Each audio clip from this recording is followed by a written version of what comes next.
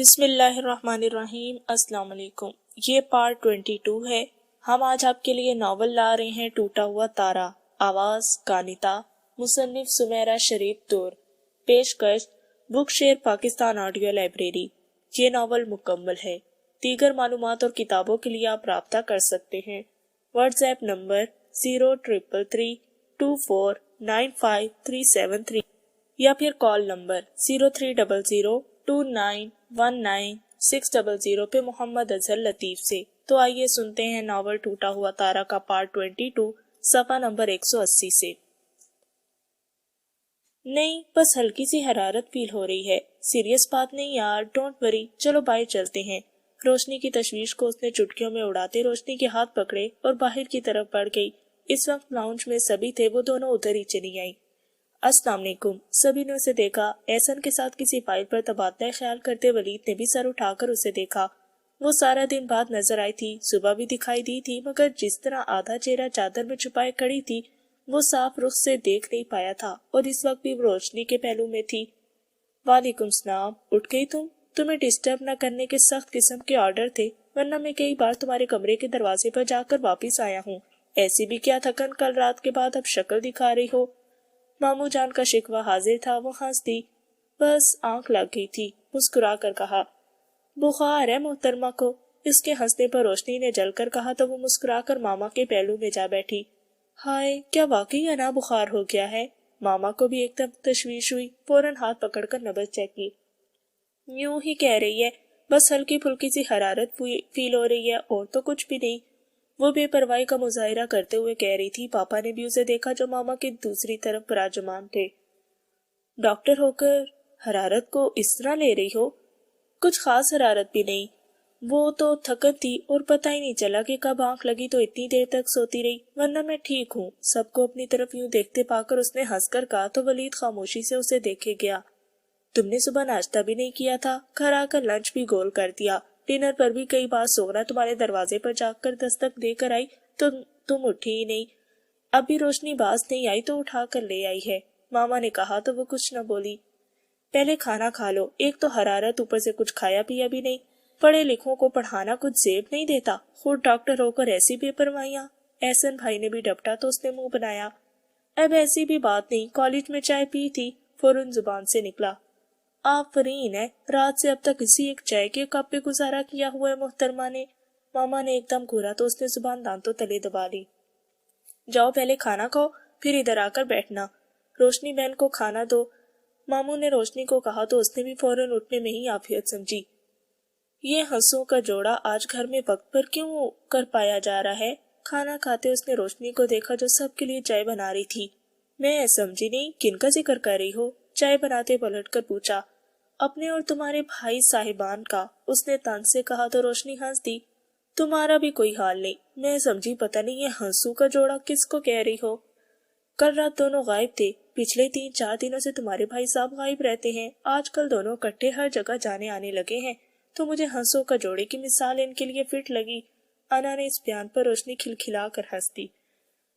ہنسوں کا جوڑا، بہت خوب۔ بخار میں تمہارے تشبیہاتی جملوں میں کافی جدت آ گئی ہے، ویل ڈن۔ انا کلس کر رہ گئی۔ ہاں، بس تمہارے ہنسنے کی کسر رہ گئی تھی۔ رات دونوں کافی لیٹ آئے تھے، پھپھو اور انکل سے دونوں کو ڈانٹ پڑی تھی۔ دراصل پچھلے دنوں جس دن ولی بھائی خاصے لیٹ ہو گئے تھے، ہم سب سو گئے تھے، صرف تم ہی جاگ رہی تھی۔ جس دن ولی بھائی 1-1:30 بجے آئے تھے، پھپھو کو چوکیدار سے علم ہو گیا تھا۔ ولی بھائی آج کل لیٹ آ رہے ہیں، انہوں نے انکل سے شکایت کر دی، اور رات جب یہ لوگ گھر واپس آئے تو تم شاید کچن میں یا اپنے روم میں تھی۔ پھوپھا جان نے اچھی خاصی کلاس لے ڈالی ان دونوں کی، بلکہ رات گئے کی تمام ضروری کارروائیوں پر سنگین قسم کی پابندی بھی عائد کر دی گئی۔ روشنی نے تفصیل سے بتایا تو کھانا کھاتے وہ چونک گئی۔ ریلی؟ جواباً روشنی نے سر ہلا دیا۔ پہلے تو تمہارے بھائی صاحب اکیلے ہی غائب ہوتے تھے، رات میں یہ دونوں ہی تھے، بتایا نہیں کس قسم کا ہنگامی دورہ تھا یہ؟ کلاس لبوں سے لگانے سے پہلے انا نے پوچھا، انداز بظاہر سرسری سا۔ مصطفیٰ بھائی کو تو تم جانتی ہو کہ جو امریکہ میں ہمارے نیبر تھے؟ چائے کپ میں ڈالتے روشنی نے بتایا تو اس نے سر ہلا دیا۔ ہاں، بہت اچھی طرح، وہ بھی اسی شہر میں اپنی فیملی کے ساتھ رہتے ہیں۔ فرسٹ ٹائم ولید بھائی اکیلے ہی مصطفیٰ سے ملنے گئے تھے، رات پھر مصطفیٰ نے ولی بھائی اور احسن دونوں کو کھانے پر بلوایا تھا۔ کسی ہوٹل میں میٹنگ تھی، بس وہیں لیٹ ہو گئے۔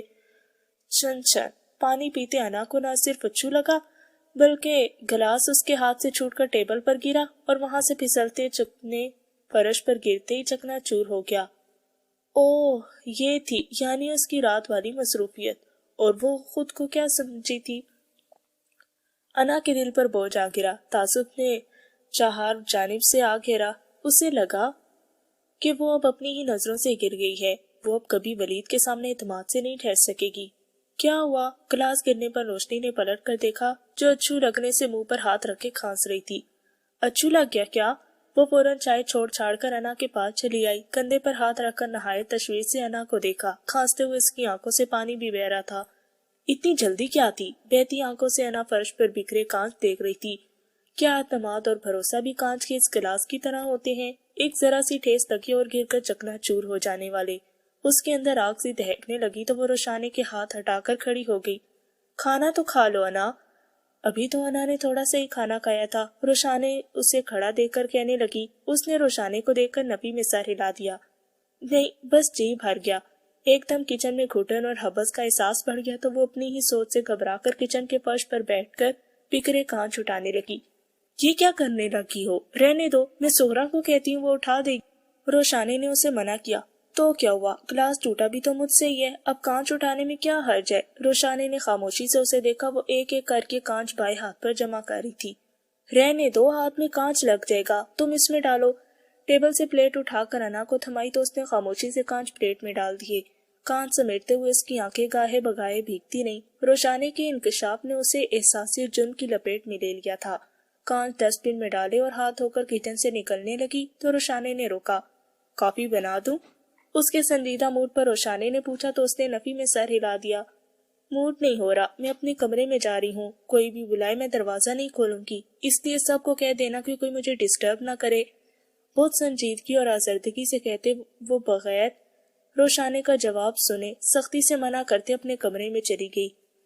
کمرہ لاک، تمام لائٹ صاف اور ٹیبل لیمپ روشن کر کے وہ بستر پر آ گری۔ یہ کیا ہو گیا مجھ سے؟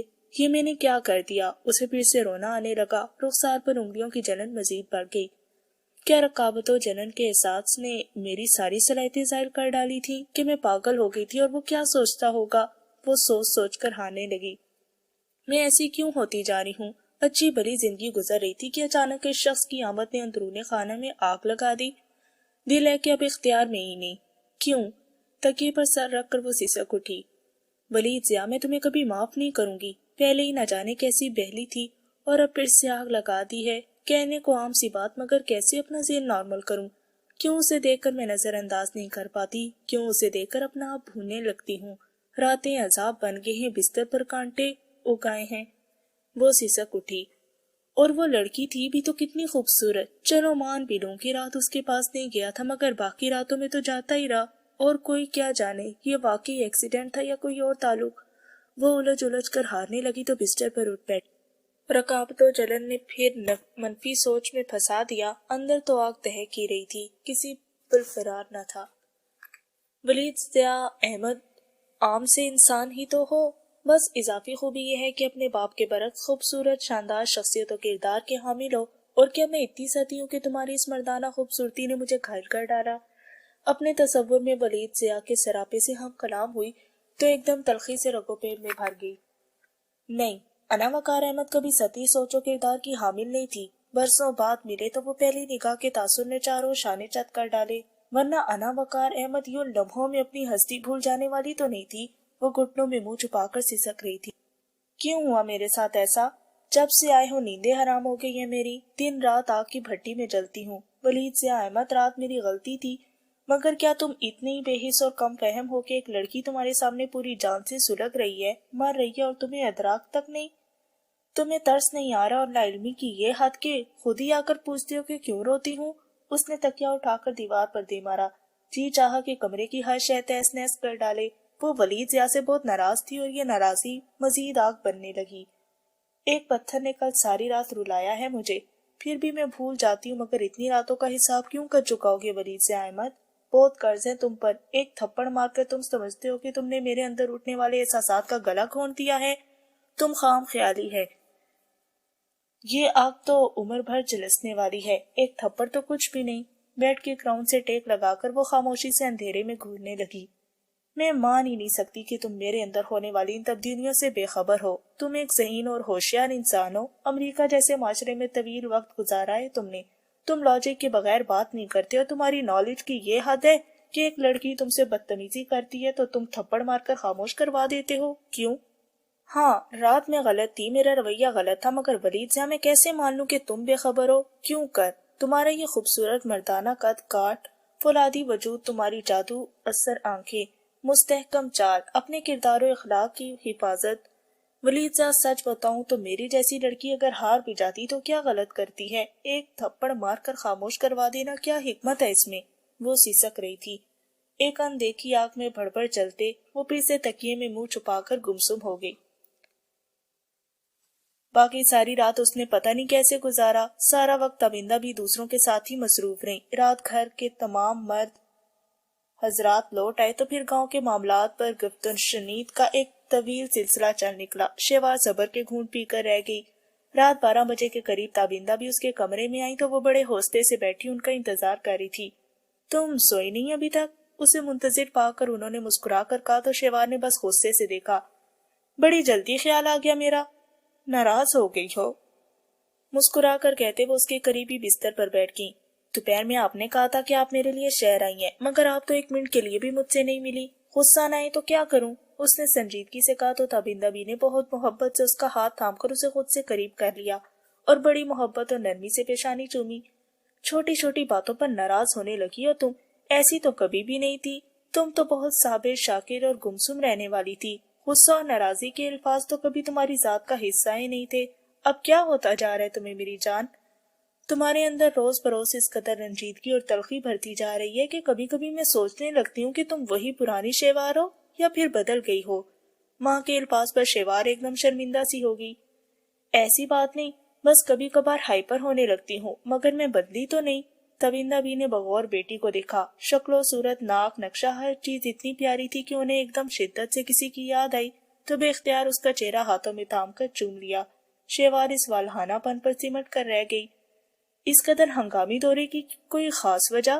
رات ہی آپ سے کافی دیر بات ہوئی تھی، تب تو آپ نے اپنے آنے کا قطعی ذکر نہیں کیا۔ کچھ دیر بعد شیوار نے پوچھا تو انہوں نے بغور شیوار کو دیکھا۔ رات تمہاری گفتگو نے مجھے بہت پریشان کر دیا تھا، بہت سوچا تو یہی حل نکلا کہ تم سے یہاں آ کر روبرو بات کروں۔ سچ کہوں شیوار، مجھے قطعی امید نہیں تھی کہ تم یوں شدت سے اس رشتے سے انکار کر کے بدگمانی کی حد تک کر جاؤ گی۔ میں تمہاری ماں ہوں، تمہاری پرورش کی ہے، تمہارے ہر رنگ سے باخبر ہوں۔ تمہارے اندر جو بھی تبدیلیاں رونما ہوئی میرے سامنے تھی، مگر رات جس طرح دھمکی آمیز انداز بات کر کے تم نے کہا کہ اگر میں نے اس رشتے پر نظر ثانی نہ کی تو تم اپنی تعلیم کو خیر بات کہتے گاؤں آ جاؤ گی، تو مجھے تمہارے اس طرز گفتگو اور انداز نے مرتع حیرت میں ڈال دیا، اور پھر سوچا کہ پہلی فرصت میں ہی تم سے ملوں۔ تم کیوں کر انکاری ہو؟ تمام وجوہات کا خود یہاں آ کر جائزہ لوں۔ تب اندبی نے سنجیدگی سے ساری صورتحال واضح کر ڈالی تو وہ لب بھینج کر رہ گی۔ میں نے جان بوجھ کر انکار نہیں کیا، وجوہات بہت سولڈ اور مضبوط ہیں۔ میں اب بھی وہی سب کہوں گی جو رات یا اس سے پہلے انکار کرتے وقت کہہ چکی ہوں۔ یہ ایک بے جوڑ اور قطعی انسوٹیبل ہے۔ ہمارا اور ان لوگوں کا کہیں بھی اور کوئی جوڑ نہیں بنتا۔ امی، یہ حقیقت روز اول سے روشن ہے کہ ہم ان لوگوں سے کسی بھی قسم کا کوئی تعلق خونی یا نسبی نہیں رکھتے، تو یہ لوگ ہم سے کسی قسم کے تعلق باری بھی نہیں رکھ سکتے۔ مگر بابا صاحب، بھابی جان، بھائی صاحب اور دیگر لوگوں میں سے کسی کو بھی کوئی اعتراض نہیں، تابندہ بھی نے کہا۔ مگر مجھے اعتراض ہے اور رہے گا، شیوار نے تلخی سے کہا۔ میں ان اعتراض کو نہیں مانتی۔ تو پھر امی جی یہ طے ہے کہ میں ادھر نہیں رہوں گی۔ شیوار کا انداز دو ٹوک تھا۔ مصطفیٰ بہت پیارا، اچھا اور سلجھا ہوا لڑکا ہے بیٹا، انہوں نے محبت سے کہا۔ میں ان موصوف کی اچھائی، سلجھے اور پیارے پن سے انکاری نہیں ہوں، مگر میرا ان کا ہنوز نہیں۔ وجہ جانے بغیر تو میں بھی انکار نہیں کروں گی۔ شیوار کے انداز پر انہیں بھی غصہ آ گیا۔ آپ عاطلہ بھابی کی فیملی کے متعلق کچھ بھی نہیں جانتی، مگر میں سب کچھ سہ کر یہ نئی اذیت نہیں جھیل سکتی۔ آپ کو نہیں پتا میں کس طرح اس گھر میں رہ کر کن کن انداز میں اس عورت اور اس کے متعلقین کو برداشت کر رہی ہوں۔ تب اندبی نے بغور دیکھا۔ شیوار کے چہرے پر کربناک سے تاثرات تھے۔ मैं चंद बार ही आतला से मिली हूँ, मगर भाभी अक्सर फोन करके उसके मुतालिक बताती रही हैं। अब आजकल कोई नई बात हुई है तो भी बता दो। इतना तो मुझे पता है कि आतला ने अपनी बहन का रिश्ता दिया है, मगर उधर से इनकार होने पर वो नाराज थी। आजकल वो अलहदा घर की डिमांड कर रही है। शायद इस बात को इशू बना रही है कि मुस्तफा और तुम्हारा रिश्ता तय हो रहा है। उन्होंने रसानियत से कहा तो शिवा ने लब भेज लिए। आपके लिए शायद इतनी सी बात हो, मगर मेरे लिए बहुत अहम है। आदा भाभी इसी हद तक रहती तो मैं बर्दाश्त कर लेती। मैं इनकार के बावजूद आपसे नाराजगी का इजहार करके खामोश थी कि शायद आप लोगों का फैसला दुरुस्त ही हो, मगर अब नहीं। कल आदा भाभी अपनी वालदा के हमरा अपने भाई का रिश्ता लेकर आई थी। उसने असल बात कह डाली तो ताबिंदा भी हैरत से गुमसुम रह गई। फिर कुछ तवक्कुफ के बाद उन्होंने पूछा, अम्मी जी, ये सूरत हाल मेरे लिए बहुत अजियतनाक है, मेरी बर्दाश्त से बहुत बढ़कर है। उन्होंने जिस तरह अपने भाई को लेकर मेरे किरदार और मेरे हस्बो नस्ब पर कीचड़ उछाला, कोई और लड़की होती तो शर्म से मर जाती। अम्मी, मेरे बाप मेरे खून तक को पॉइंट आउट किया गया। क्या मैं वाकई नस्बी लिहाज से इस कदर हकीर हूँ कि आपको हकीकत बताते हुए शर्म महसूस होती है? क्या लोग जो मेरी साथ और आपके हवाले से मशकूक हैं, तो क्या वो सब सच है? बोले ना, जवाब देना। उसने अजियत और तकलीफ से कहते उनके दोनों हाथ थाम लिए तथा बिंदा भी हैरत से गां बेहिसो हरकत अपनी जाकर साकित रह गईं। बताए ना मेरे वजूद की हकीकत, मुझे बस अपनी नजरों में सुरखरू होने का जवाब दें। मैं ना जिद्दू हूँ, ना बेहया हूँ, बेशर्म और ना ही गुस्ताख बेअदब। बस मैं लोगों के सवालों के सामने अब मजीद नहीं ठहर सकती। इन लोगों की मोहब्बत और खलूस पर कोई शक नहीं। मुस्तफा के इखलाक और किरदार अच्छाई से मैं इनकारी नहीं करती, मगर जब मैं अपनी जात से खुद ही बेखबर हूँ तो क्यों कर लोगों के सवालों का सामना कर सकती हूँ। मैं आपको मुश्किल में नहीं डालना चाहती, इसलिए हमेशा चुप की बकल मारी रही। अब भी मैं चुपचाप सब कुछ सह लूंगी, या आप मुझे हकीकत बता दें। अगर ये मुमकिन नहीं तो फिर इस रिश्ते से इनकार कर डालें प्लीज। फिर मैं कभी आपसे कुछ नहीं पूछूंगी, मगर ये तय है कि मैं कभी शादी नहीं करूंगी। आंखों में नमी लिए उसने माँ को देखा। वो गुमसुम सर झुकाए बैठी हुई थी। अम्मी जी, उसने उनको मतवजा करने को उनके हाथ थामे तो वो चौंक गई। ताबिंदा भी के हाथ खतरनाक हद तक सर्द हो रहे थे। उनका चेहरा पसीने से तर था। वो बहुत निढाल और खस्ता हाल दिखाई देने लगी सिर्फ एक पल में। अम्मी जान, उसने एकदम घबरा कर उनके हाथों को लिया और उन्होंने बेदम होते बेड के ग्राउंड से टेक लगा ली। अम्मी, आपकी तबीयत ठीक है ना? उन्हें आंखें बंद करते देखकर चीखी। वो एकदम मतोहश हो गई। अपनी माँ को इस इम्तिहान में मत डालो। मुझसे वो मत पूछो जिसमें खसारा और नुकसान ही नुकसान है। तुम्हारी माँ के पास तुम्हारे हर सवाल का जवाब है, मगर अभी कोई रास्ता नहीं वापसी का। अभी कोई निशान, कोई मंजिल नहीं मिल रही। तुम अपने फैसलों में आजाद हो। तुम्हें अब कभी शादी के लिए मजबूर नहीं करूंगी मैं। अगर एतबार कर सकती हो तो सुन लो, तुम बेनामो निशान नहीं हो। सिकंदर अली कौन था और कहाँ से ताल्लुक रखता था, एक बड़ी लंबी कहानी है, और अभी इस कहानी से पर्दा उठाने का वक्त नहीं आया। अभी तो बहुत कुछ सहना बाकी है, छीनना बाकी है। कैसे बता दूं कि तुम कौन हो? बहुत धीमे अल्फाज में वो कह रही थी। उनकी आंखें बंद थी और गहरा स्याल मादा उनकी आंखों से बह रहा था। शेवार के अंदर पशेमानी का गहरा एहसास भरा। हर बार की तरह इस बार भी वो अपने सवालों जवाब के सिलसिले में उनकी हालत नाकाबिले बर्दाश्त थी। आई एम सॉरी अम्मी जान, मुझे माफ कर दें। मेरा मकसद आपको हर्ट करना नहीं था। उसने उनके दोनों हाथों को थामकर चूमा था तो उन्होंने पलकें वाक की। अम्मी जान, आपकी तबीयत ठीक है ना? नब्ज चेक करते पेशानी छूते उसका तशवीर से बुरा हाल था। हाँ, अब ठीक हूँ, बस आराम करूंगी। वो नींद दराज सी हो गई तो शेवार ने फौरन तकिया दुरुस्त करके उनको कंबल उड़ा दिया। आप तो मेरी जिंदगी का असासा है, जिंदा रहने की बुनियाद, मगर तजस्सुस तो इंसानी फितरत का हिस्सा है ना अम्मी जान। माँ की आंखों से अभी भी खामोशी से आंसू बह रहे थे। शेवार के अंदर एहसासे जुर्म ने करवट बदली। I am sorry. उनके कंधे पर पेशानी टिकाते वो खुद भी सिसक उठी। मेरे अंदर उभरते तजस्सुस पर पल न बांधेगे तो किसी दिन मेरे दिमाग की कोई शरेआन फट जाएगी। सो जाओ शेवार, तुम्हारा मसला मैं समझ रही हूँ। तुम पर कोई दबाव, कोई जबरदस्ती नहीं। तुम्हारी माँ बड़ी बदनसीब औरत है। बड़े प्यारे और खूबसूरत रिश्ते थे जिनको छोड़ दिया, सब्र कर लिया। किस्मत ने सब कुछ देकर छीन लिया। मैंने सब्र शिकर किया, अपना मामला अल्लाह पर छोड़ दिया। तुम कहोगी तो इन रिश्तों को भी छोड़ दूंगी, तुम्हारी खातिर। बहुत कुछ छोड़ दिया और अब फिर तुम्हारी खातिर छोड़ दूंगी। वो रो रही थी। उनका हर आंसू शेवार को अपने दिल पर गिरता महसूस हुआ था। अम्मी जान प्लीज, वो शिद्दत से रो दी। अपनी जड़ की तलाश का हक तो हर इंसान को है ना। تم بھی لیٹ جاؤ، آرام کرو، میری 9 عمری آبلہ پائی میں گزر گئی ہے، تم سے کوئی گلا کوئی شکوہ نہیں۔ پتھر کے خدا پتھر کے صنم پتھر کے ہی انسان پائے ہیں، تم شہر محبت کہتے ہو، ہم جان بچا کر آئے ہیں۔ انہوں نے بڑی اذیت میں شعر پڑھا تو شہوار ساکت سی رہ گئی۔ اف، یہ کرب، یہ اذیت، یہ کون سی کہانی تھی؟ وہ بھلا کیا حالات رہے ہوں گے جن سے اس کی ماں گزری ہوگی، اور پھر اذیت و کرب کا یہ جانسل عالم کہ اس نے جب بھی یہ قصہ چھیڑنا چاہا تابندہ بی کا یہی حال رہا تھا۔ وہ ماں کی آزردگی دیکھ کر مزید کوئی سوال نہیں کر سکی تھی، کچھ نہیں کہہ سکی تھی، بس خاموشی آہستگی سے ان کے ہاتھ تھام کر بہت محبت و خلوص سے دبانے لگی کہ انکار ایک طرف، مگر ان سے محبت سے کبھی انکار نہیں تھا۔ وہ اس کی ماں تھی اور رویے اور فیصلوں میں لاکھ اختلافات سے، مگر تابندہ بی کے علاوہ اس کا کوئی دوسرا حقیقی اور سچا خونی رشتہ نہیں تھا۔ بس یہی رشتہ اس کی زندگی کی اساس تھا، اور یہ رشتہ اس کی زندگی کی بنیاد تھا، اور ان کے بغیر وہ کچھ بھی نہیں تھی، کچھ بھی نہیں۔ وہ بے اختیار جھک کر ان کی پیشانی چومنے لگی۔ وہ کافی عجلت بھرے انداز میں کمرے سے نکلی تھی۔ بھابھی پلیز جلدی سے ناشتہ تو دے دیں۔ گھڑی باندھتے وہ کچن کے دروازے میں آ کھڑی ہوئی۔ کیوں، آج کہاں کی تیاری ہے؟ سریا بیگم نے اسے یوں نقص تیار دے کر پوچھا۔ ایک جگہ انٹرویو کے لیے جانا ہے۔ بھابھی چھوٹے سے کچن میں چولہے کے سامنے کھڑی دودھ ابال رہی تھی۔ ناشتہ سبھی کر چکے تھے، 10 بج رہے تھے۔ ایک تو وہ لیٹ اٹھی، دوسرا انٹرویو کے لیے نکلنا تھا۔ فوراً نہانے اور تیار ہونے میں وہ دیگر لوگوں کے معمول سے خاصی لیٹ ناشتہ کرنے آئی تھی۔ ایک تو تمہارے یہ چکر ختم نہیں ہو رہے، چھوٹی موٹی نوکری تمہاری ناک کے نیچے بیٹھتی نہیں، نہ جانے کہاں کی مہارانی ہو جو ہزاروں کے خواب دیکھتی ہو۔ یہاں تو بڑی بڑی ڈگریاں ہاتھ میں لیے لوگ پھر رہے ہیں، جمعہ آرتی نہیں ہوئے کالج سے نکلے اور چلی ہے لاکھوں کمانے، روز نہیں چیخ۔ میں کہتی ہوں آرام سے گھر نہیں بیٹھ سکتی؟ اتنا پڑھ لیے کافی نہیں؟ رابعہ نے گہرا سانس دیا۔ آج کل امی کی طرف سے اسے اسی قسم کی گفتگو سننے کو مل رہی تھی۔ وہ تو خیر ماموں، بھابھی اور بھیا کی سپورٹ حاصل تھی جو روز ایک نئی مہم کی تلاش میں نکل جاتی، ورنہ امی سے کچھ بعید بھی نہ تھی کہ اسے سختی سے گھر بھی بٹھا لیتی۔ لو، تم صحن میں آرام سے بیٹھ کر ناشتہ کر لو۔ امی کے الفاظ پر بھابھی نے فوراً اسے ناشتے کی ٹرے دی تو وہ فوراً صحن میں آ بیٹھی اور ناشتہ کرنے لگی۔ آج کس جگہ جا رہی ہو؟ امی کچن سے نکل کر اس کے پاس آئیں۔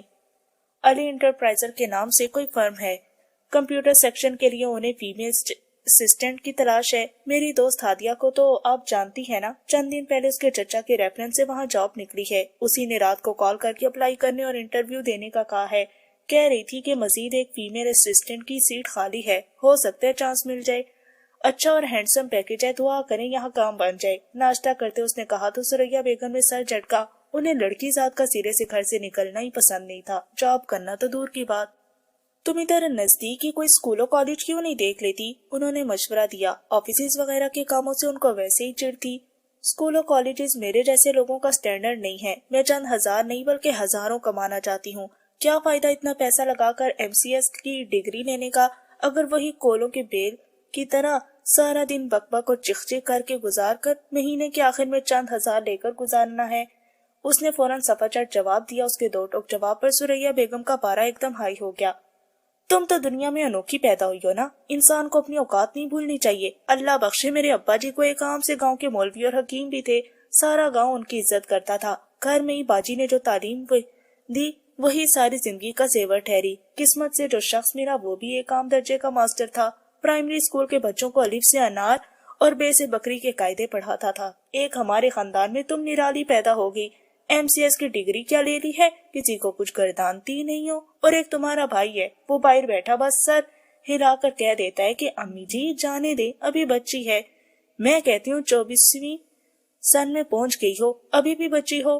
رابعہ نے ایک دم سنجیدگی سے ماں کو دیکھا، ان کا مزاج ایسا ہی تھا، ایک دم ہائی ہو جانے والا۔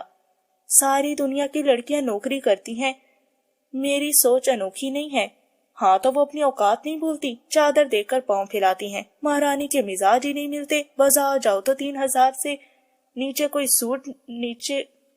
سوٹ نہیں خریدنا، ماں بھلے 500-600 کا عام کاٹن کا سوٹ خرید کر پہن لے تمہاری بلا سے، اور شاہانہ مزاج کا یہ عالم ہے کہ جنابہ نوکری بھی ہزاروں والی مانگتی ہیں۔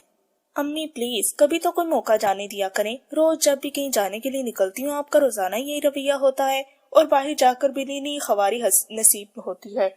نہ جانے وہ کون سا دن ہوگا جب آپ خوش ہو کر مجھے رخصت کریں گی اور میرے نصیب میں بھی کوئی معقول نوکری ہوگی۔ माँ के अंदाज पर वो भी एकदम गुस्से से उठी और कमरे में चली आई। लो, अब मैंने क्या डांग मार दी है इसे जो नाश्ता छोड़कर चली गई। भाभी भी किचन से निकल आई थी। नंद और भावच का बहुत सलूक था। नाश्ता जूं का तू पड़े देकर उन्हें दुख हुआ। आप भी तो हद करती है ना, हर वक्त बेचारी के पीछे पड़ी रहती हैं। अब उसका मिजाज शहाना है, ख्वाब ऊंचे हैं और नौकरी वो अपने लेवल की तलाश कर रही है तो क्या फर्क पड़ता है। आज के दौर का ट्रेंड है, हर कोई अपने फवाइद महफूज कर रखता है और उनकी तलाश के लिए कोशा है। भाभी अम्मी से कहकर उसके कमरे में घुसी तो वो अपनी चादर ओढ़कर फाइल और बैग लेकर तैयार थी। अम्मी की बातों पर गुस्सा मत किया करो, वो पुराने मिजाज की खातून है, बस अंदर से खौफजदा रहती हैं।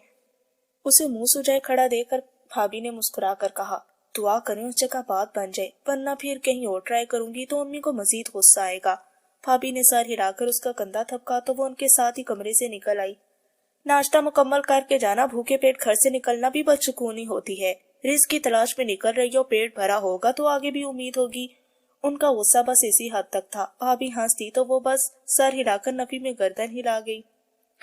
जब खाने लगी थी तब तो एक आंख नहीं भाई थी मैं, अब भी रहने दे, जहाँ जा रही हूँ कुछ न कुछ लेकर पेट पूजा कर ही लूंगी। नखूद से कहकर चादर संभालती वो घर से निकल गई तो अम्मी ने भाभी को देखा कितनी बदलिहाज होती जा रही है। मैं सच कहती हूँ ये तुम लोगों को सबसे ज्यादा फैजान की ढील का नतीजा है।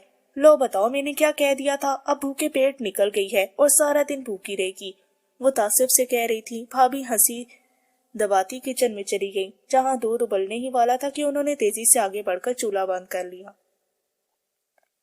वो आज खिलाफे मामूल ऑफिस से कुछ जल्दी ही उठ गया था। दिलो दिमाग में एक बोझ सा था, शायद इसीलिए कहीं दिल नहीं लग रहा था। अभी 12 बजे थे मगर वो उकताकर एहसन को इन्फॉर्म करके ऑफिस से निकल आया। कल भी सारा दिन वो कुछ खास नहीं कर पाया और आज भी जमीर पर एक बोझ सा था। तुम इस काबिल ही नहीं हो कि तुमसे कोई मुरव्वत या हमदर्दी बरते, जहरीले अंदाज में कहेगी। अपने अल्फाजी दिल का चैन और सुकून गारत किए हुए थे। वली आंसुओं से भरी आंखों की बेयकीनी भूलने से भी नहीं बुलाई जा रही थी। कल सुबह वो उसको लॉन में दिखाई दी थी और उसको देखने के बाद जिस तरह से उसने रुख बदला था, बज़ाहिर वलीद ने कोई रिएक्शन तो नहीं किया था मगर अंदर ही अंदर पशेमान जरूर हो गया था।